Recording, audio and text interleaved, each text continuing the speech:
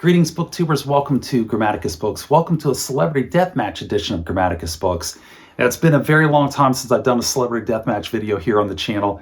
I'm guessing it's probably been about 6 months, and I think that was Robert A. Heinlein versus Isaac Asimov. So we are way overdue to open up the door to the octagon and throw two books in and see which one is the winner in this contest. Which one comes out on top. 2 books enter, but only 1 book leaves. And today we're looking at 2 giants of children's literature. The first book, our first contestant here in the multicolored trunks, weighing in at 203 pages, is A Wrinkle in Time by Madeleine, first published in 1962. And our second contestant here in the blue trunks, weighing in at 255 pages, is The Phantom Tollbooth by Norton, illustrated by his friend Jules Feiffer. So if you're not familiar with how these celebrity deathmatch videos works, this is how they're arranged. I will pick a number of objective metrics. These are hard numbers that you can compare between these books that don't have a subjective opinion applied to them. And I have 4 of these objective metrics that we'll use here today. And we'll match them up and we'll give 1 point. We'll award a winner 1 point for each one of those 4 categories. And then we'll have 1 subjective metric, which is just which one did I like better. And that one gets awarded 2 points. So we have a total potential of 6 points that each book could earn. We'll throw them in here, we'll stack them up, we'll measure them up, we'll assign the points based on the categories, and then we'll determine a winner here at the end of the video. But first, just a quick overview of the 2 books. First, we'll do Phantom Tollbooth from 1961, again by Norton, illustrated by Jules Feiffer. It is about Milo and his faithful watchdog Talk, and his other traveling companion, who is the Humbug, a 4-foot-tall beetle curmudgeon who travels with him through his toll booth. The toll booth which gets sent to his apartment mysteriously that he's staying in New York City. He puts it together and then he travels into the Kingdom of Wisdom. And in the Kingdom of Wisdom, he finds out that all is in disarray because the 2 princesses have gone missing. And the 2 princesses are the princesses Rhyme and Reason. So Milo, Talk, and the Humbug then set out to find the princesses and restore Rhyme and Reason to the Kingdom of Wisdom.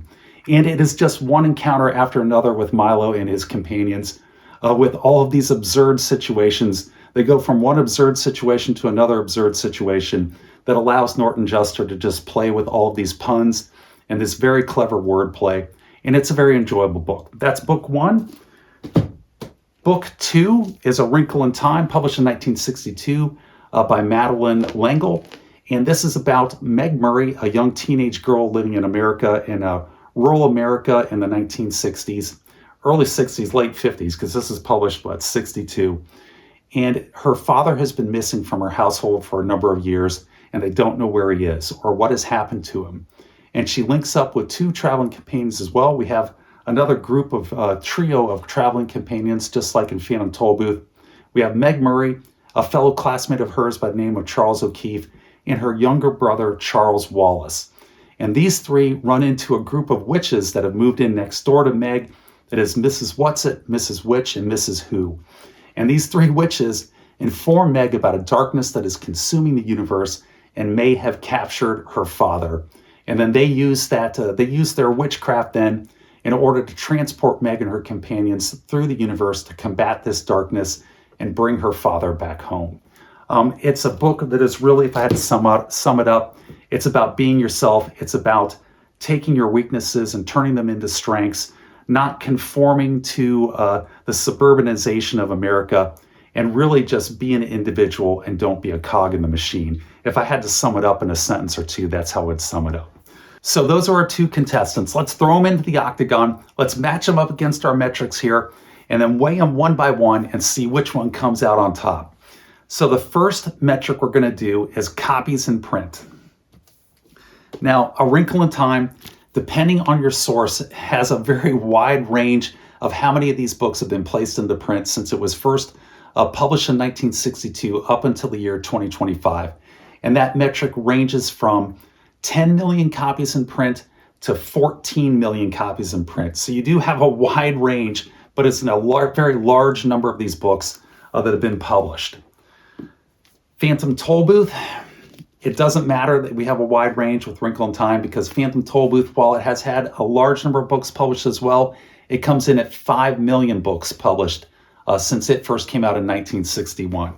So for metric number one, category number one, we have a clear winner, and that is A Wrinkle in Time. Score 1 point for Wrinkle in Time for copies in print.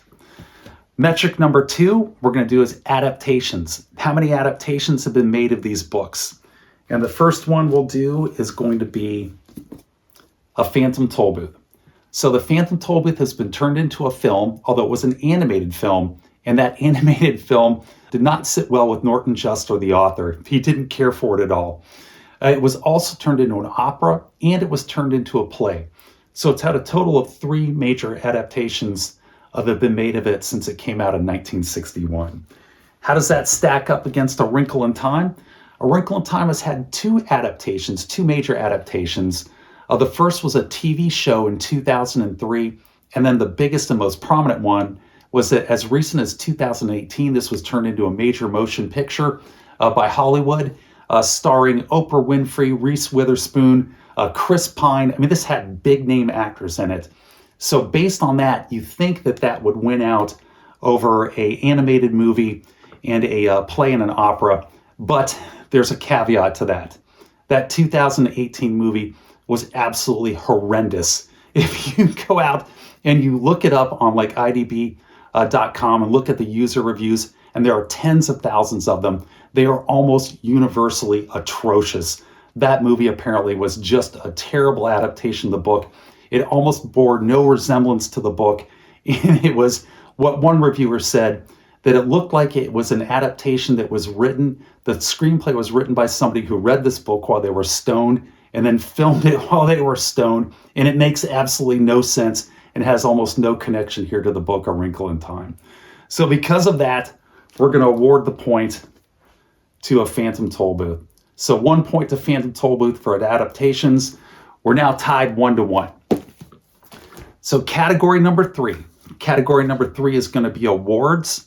And awards for these books, we'll start with Phantom Tollbooth. The Phantom Tollbooth has numerous awards. Too many to recount here. It has a large number of what I would describe as minor awards, as does A Wrinkle in Time. It has just an innumerable number of minor awards. But when you're talking children's books, there's really only one award that matters, and that's the Newbery Award. That's this gold seal that's embossed here on the cover of A Wrinkle in Time. And that is given to the children's book that is the most distinguished children's book for that year. And of course, this did win it in 1962. And that is the only award that matters when you're talking about children's books. So point to A Wrinkle in Time. Wrinkle in Time goes up 2-1 over Phantom Tollbooth. And that brings us to our last objective measurement, and that is Kelley Blue Book price value. Now, the way that I determined which one of these first edition, first printings for each of these books has retained its value over the other one, it was highly scientific. It's very precise.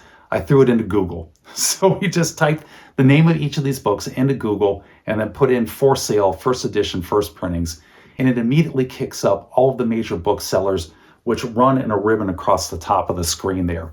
And I took the first 16 of these that popped up on Google when you type this in, threw out the lowest one, and I threw out the highest one. So the outliers, the low and high outliers, were taken out of the equation, summed up the remaining 14, and then divided by 14 to get the mean price for each of these books. So what were the prices? What is the Kelley Blue Book value here of A Phantom Tollbooth in the year 2025? $235. If you're looking for a first print, first edition, the average, or I should say the mean, is $235 for this book.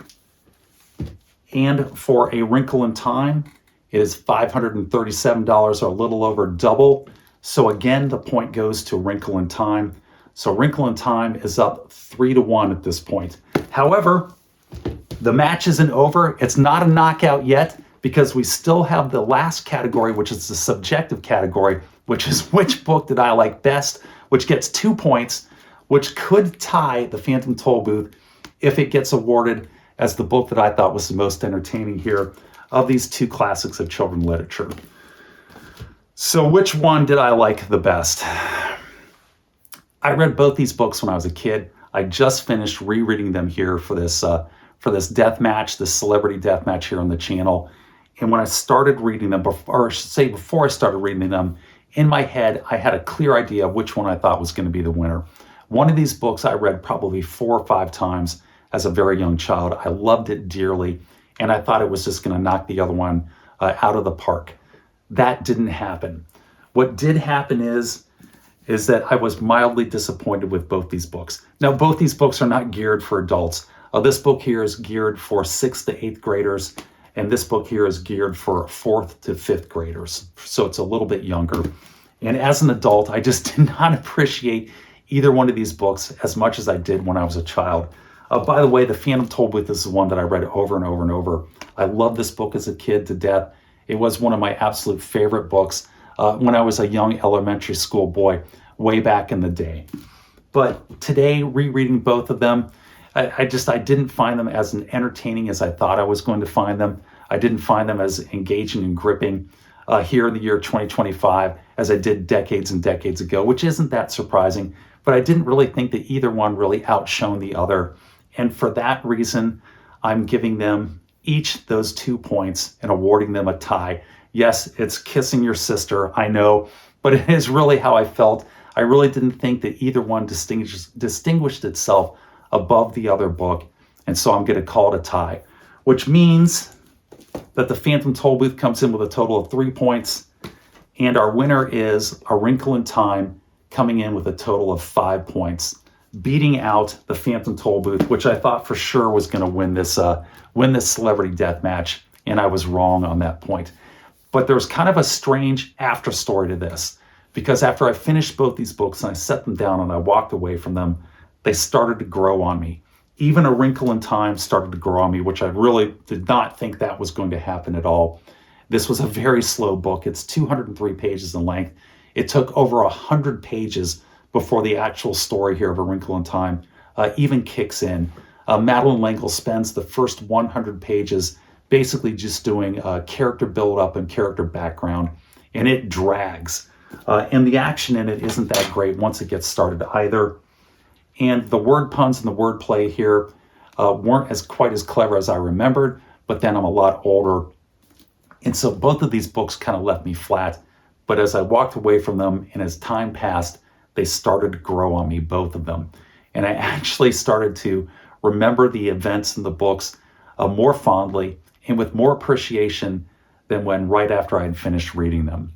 So that's kind of my takeaway on it. But that's it. This is the Celebrity Death Match here on the channel for the children's favorites, the children's giants of literature, Phantom Tollbooth, Wrinkle in Time, winning out. But that's it here on the channel today for our Celebrity Death Match with these 2 giants of children's literature. If you've read these books, if you have opinions on these books, and particularly if you read both of them, I would love to hear about it down in the comments section below. But with that, I'm going to wrap this one up, and I'm going to say take care, be safe, and I will catch you guys next time. Speaking of next time, the next book I'm going to review is Larry Niven, The Integral Trees, which I just finished reading as well. This should be a very interesting review, so stay tuned for that one. And once again, take care, be safe, and I'll catch you guys next time.